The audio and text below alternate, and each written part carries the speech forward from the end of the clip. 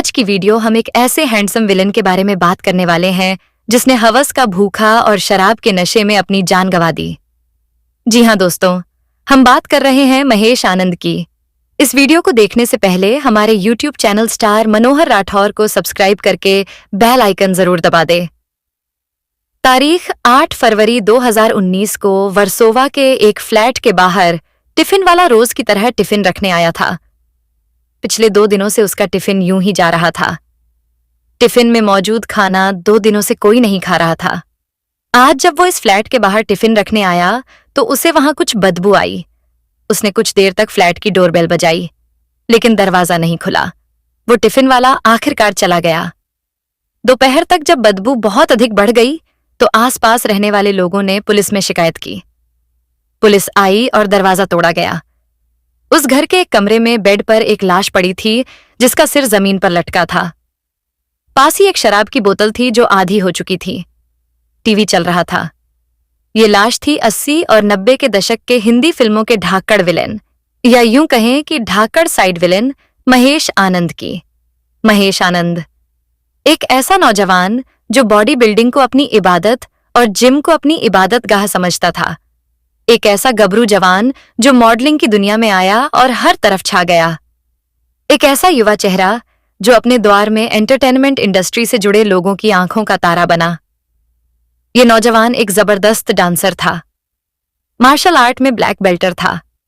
कई लड़कियों की आंख का तारा था। लेकिन जब ये नौजवान इस दुनिया से विदा हुआ तो ना तो उसके पास उसके परिवार का कोई सदस्य था और ना उसे चाहने वाला कोई था। 13 अगस्त 1961 को 40 और 50 के दशक की जानी पहचानी अभिनेत्री रही तारा देवी के घर एक बेटे का जन्म हुआ। नाम रखा गया महेश। लेकिन बेटे के जन्म के 2 साल बाद ही तारा देवी का निधन हो गया। महेश जब बड़े हो रहे थे तो उनका रुझान डांसिंग की तरफ होने लगा। लंबी चौड़ी कदकाठी के महेश आनंद को मॉडलिंग करने का मौका भी मिल गया और उस दौर में बॉम्बे मैगजीन के कवर पेज पर भी इनकी ये तस्वीर छापी गई थी। अपने दौर में महेश इंडिया के टॉप मॉडल्स में से एक थे। किसी ग्रीक गॉड जैसी पर्सनैलिटी वाले इस नौजवान की तरफ एंटरटेनमेंट इंडस्ट्री बड़ी उम्मीदों से देखने लगी। मॉडलिंग में नाम हुआ तो फिल्म इंडस्ट्री ने भी इस नौजवान को निहारना शुरू कर दिया। महेश के लुक्स और उनकी डांसिंग स्किल्स उनकी पर्सनैलिटी के की फिगर थे। सो पहली दफा इन्हें मौका मिला फिल्म सनम तेरी कसम में, जिसे इनकी गर्लफ्रेंड बरखा रॉय प्रोड्यूस कर रही थी। बरखा रॉय मशहूर एक्ट्रेस रीना रॉय की बहन थी और महेश आनंद की पहली पत्नी भी थी। इस फिल्म की क्रेडिट रील में जो डांसर डांस कर रहा है वो वास्तव में महेश आनंद ही थे। कम लोग इस बात से वाकिफ होंगे कि मशहूर संगीतकार रहे R.D. बर्मन को उनका पहला फिल्म फेयर इसी फिल्म के टाइटल ट्रैक को मिला था। सनम तेरी कसम के बाद पहली दफा बतौर एक्टर महेश आनंद नजर आए 1984 में रिलीज हुई फिल्म करिश्मा में। हालांकि इसमें महेश का एक बेहद छोटा सा रोल था। इस फिल्म में भी महेश ने अपने डांस का हुनर दिखाया था। इसके अगले ही साल भवानी जंक्शन नाम की एक और फिल्म में नजर आए।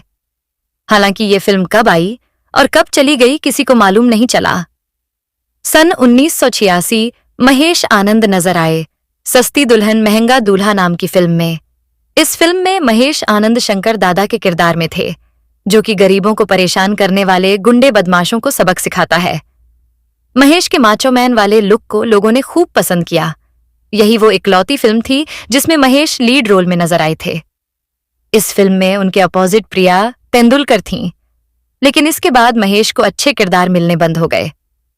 महेश को छोटे मोटे गुंडे का किरदार मिलने लगा, लेकिन एक बेहतर भविष्य की उम्मीद में महेश ऐसे सभी रोल्स को चुपचाप करते चले गए।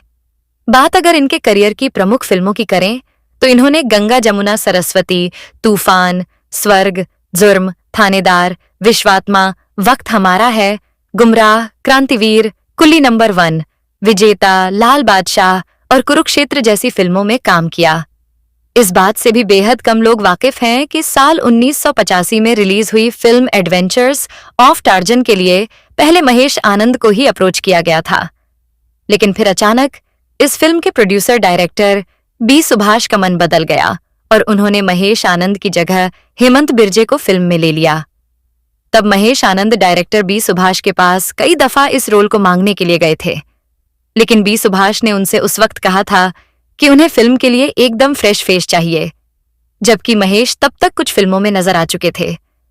कहा जाता है कि महेश आनंद की बदकिस्मती यहीं से शुरू हुई थी। महेश आनंद को फिर कभी कोई बड़ा किरदार किसी ने ऑफर नहीं किया। इस समय तक महेश आनंद अपनी गर्लफ्रेंड बरखा रॉय से शादी कर चुके थे और उनका तलाक भी हो चुका था। आंखों में बड़े बड़े ख्वाब लेकर फिल्म इंडस्ट्री में आने वाले सुपर मॉडल और डांसर महेश आनंद केवल एक साइड विलेन बनकर रह गए। 2003 में एक फिल्म की शूटिंग के दौरान वो एक स्टंट कर रहे थे। उस दौर में स्टंट करना आज के मुकाबले बेहद कठिन और चुनौतीपूर्ण हुआ करता था। उस स्टंट सीन को शूट करते वक्त एक हादसा हुआ और महेश आनंद उस हादसे में बेहद गंभीर रूप से घायल हो गए। अगले 6 महीनों तक महेश आनंद हॉस्पिटल में रहे। उनके फेफड़े बुरी तरह से डैमेज हो गए थे। जब वो अस्पताल में भर्ती थे तो उन्हें देखने के लिए फिल्म इंडस्ट्री से वहां केवल संजय दत्त और आदित्य पांचोली ही पहुंचे थे। अस्पताल से छुट्टी मिलने के बाद भी महेश आनंद को घर पर बेड रेस्ट करना पड़ा और अगले 3 सालों तक महेश आनंद बिना किसी काम के घर पर पड़े रहे। 3 सालों बाद जब वो ठीक होकर फिर से अपने लिए काम ढूंढने निकले तो तब तक काफी कुछ बदल चुका था। प्रोड्यूसर्स, डायरेक्टर्स ने उनसे मुंह फेरना शुरू कर दिया था। 2003 लेकर 2018 तक महेश आनंद को फिल्मों में कोई काम नहीं मिला। काम न मिलने के चलते उनकी आर्थिक स्थिति बेहद खराब हो गई। हालात ये हो गए थे कि कहीं आने जाने के लिए उनके पास ऑटो तक के पैसे नहीं थे। कुछ दोस्तों से उधार मांगकर वो अपने लिए सिगरेट का इंतजाम करते थे। महेश की बहन लता कभी कभार उनकी मदद जरूर कर दिया करती थी, लेकिन उनसे मिलने वाली रकम को महेश शराब पर खर्च करने लगे। शराब की लत में महेश बुरी तरह से डूबने लगे। 15 सालों बाद महेश को पहलाज निहलानी ने अपनी फिल्म रंगीला राजा में काम दिया। इस फिल्म में गोविंदा और शक्ति कपूर जैसे बड़े सितारे थे। फिल्म में महेश का मात्र 6 मिनट का रोल था, लेकिन इस रोल को महेश ने बहुत अच्छे से किया था। हालांकि महेश की शराब की लत के चलते डायरेक्टर पहलाज निहलानी उनसे बेहद परेशान थे। महेश अक्सर सेट पर ही शराब पीने लगते थे।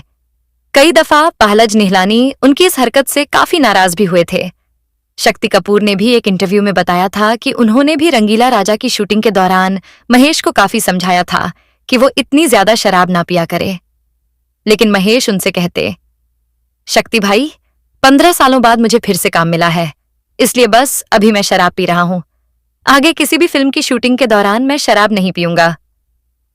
महेश ने अपने कई दोस्तों को भी फोन करके ये खबर दी थी कि उनको फिल्मों में फिर से काम मिलना शुरू हो गया है।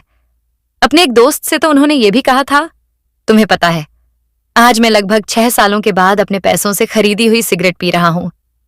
फिल्म रंगीला राजा 18 जनवरी 2019 रिलीज हुई। ये फिल्म फ्लॉप रही। हालांकि महेश आनंद के छोटे से रोल को जरूर दर्शकों ने पसंद किया। इस फिल्म के ठीक 20 दिन बाद महेश आनंद अपने फ्लैट में मरे हुए पाए गए। उनकी लाश सड़ने लगी थी और उससे बदबू उठने लगी थी। जब पड़ोसियों ने पुलिस को बुलाया और फिर दरवाजा तोड़ा गया तो महेश आनंद की लाश उनके कमरे में मिली। लाश सड़ना शुरू हो चुकी थी। लोगों को लगा कि महेश आनंद ने खुदकुशी कर ली है। पुलिस ने महेश आनंद की लाश को पोस्टमार्टम के लिए कूपर हॉस्पिटल भिजवाया और महेश आनंद की बहन लता और उनके बहनोई कुणाल दास गुप्ता को खबर दी। पोस्टमार्टम रिपोर्ट में खुलासा हुआ कि महेश की मौत कार्डियक अरेस्ट की वजह से हुई थी। महेश की निजी जिंदगी के बारे में बात करें तो इन्होंने 5 शादियां की थीं। जैसा कि हम पहले ही बता चुके हैं कि इनकी पहली शादी हुई थी रीना रॉय की बहन बरखा रॉय संग, जो कि एक फिल्म मेकर थी। लेकिन उनके साथ इनकी शादी चल नहीं पाई और ये दोनों तलाक लेकर अलग हो गए। हालांकि कई जगहों पर यह दावा भी किया जाता है कि महेश आनंद और बरखा रॉय रिलेशन में जरूर थे, लेकिन उनकी शादी नहीं हुई थी।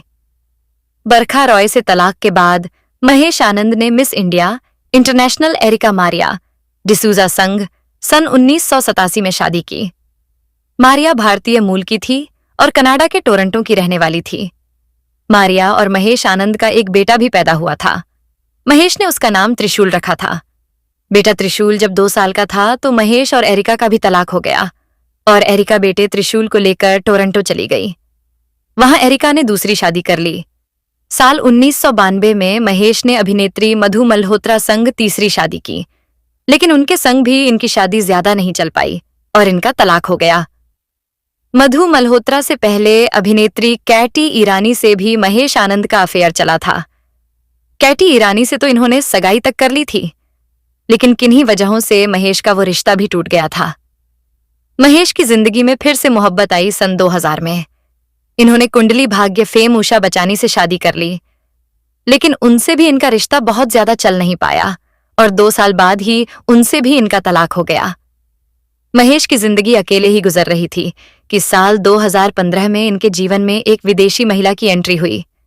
बेलारूस की रहने वाली इस महिला का नाम लाना है।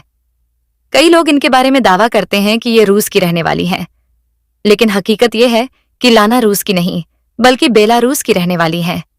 महेश की मृत्यु की खबर जब लाना को मिली थी तो वो तुरंत बेलारूस से भारत आई थी और पोस्टमार्टम के बाद उन्होंने पुलिस से महेश की लाश ली और उसका अंतिम संस्कार कराया। लाना महेश की बहन लता की काफी करीबी हैं। लाना से शादी के बाद भी महेश आखिरी समय में अकेले रहे। ऐसा इसलिए क्योंकि लाना के पास भारतीय नागरिकता नहीं थी और मजबूरी में लाना साल में 1 या 2 बार महेश से मिलने भारत आया करती थी। एक बात जो महेश आनंद के बारे में शायद उनके खास लोग ही जानते होंगे कि इन 5 महिलाओं के अलावा एक महिला और थी जिससे इनके संबंध थे। हालांकि इस महिला से महेश शादी नहीं कर पाई थी। ये महिला थी कनाडा की रहने वाली कैरी डान। महेश इनसे शादी भी करना चाहते थे, लेकिन किन्हीं कारणवश इस कैरी डान महेश आनंद से शादी नहीं कर पाई। कैरी डान ने ही एक दफा यह दावा भी किया था कि बेलारूस की महिला लाना संग भी महेश आनंद की शादी खत्म हो चुकी थी। महेश ने उन्हें शादी के लिए प्रपोज किया था।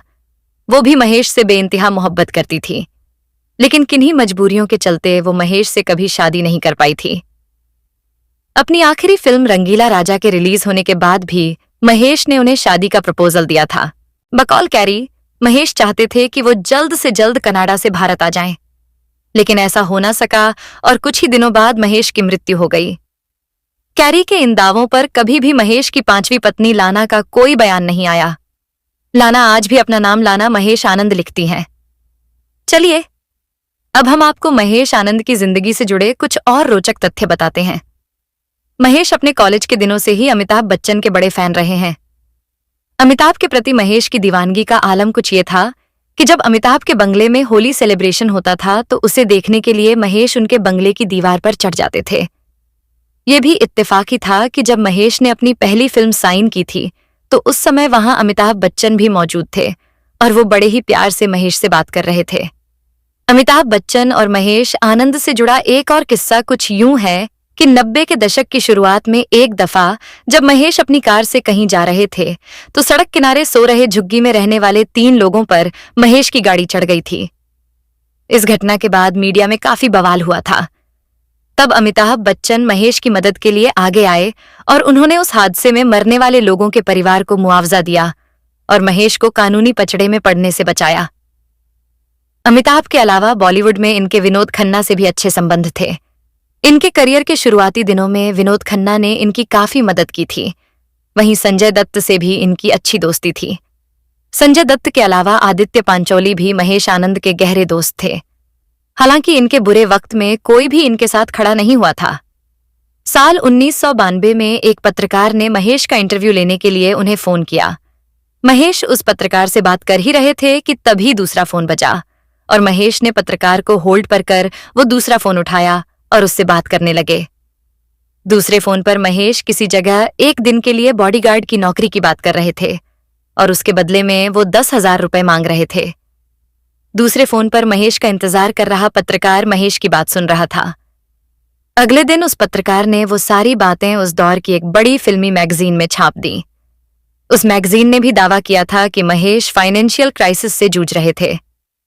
फिल्म गुमराह में संजय दत्त और महेश आनंद का एक फाइट सीन था जो कि उस वक्त बेहद पॉपुलर हुआ था। पहले संजय दत्त के साथ ये फाइट सीन कोई और फाइटर करने वाला था, लेकिन वो फाइटर सेट पर मौजूद नहीं था।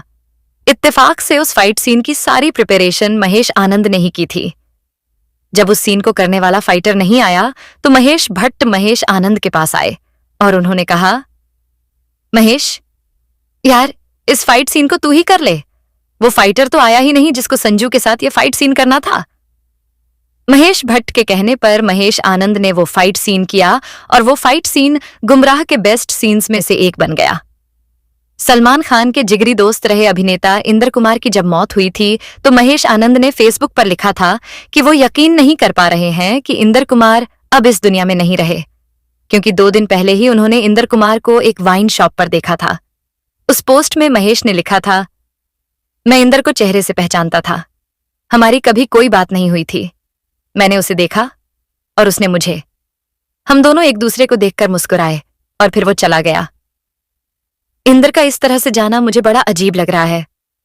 अपने आखिरी समय में महेश की केवल एक ही इच्छा थी, वो अपने बेटे त्रिशूल से मिलना चाहते थे।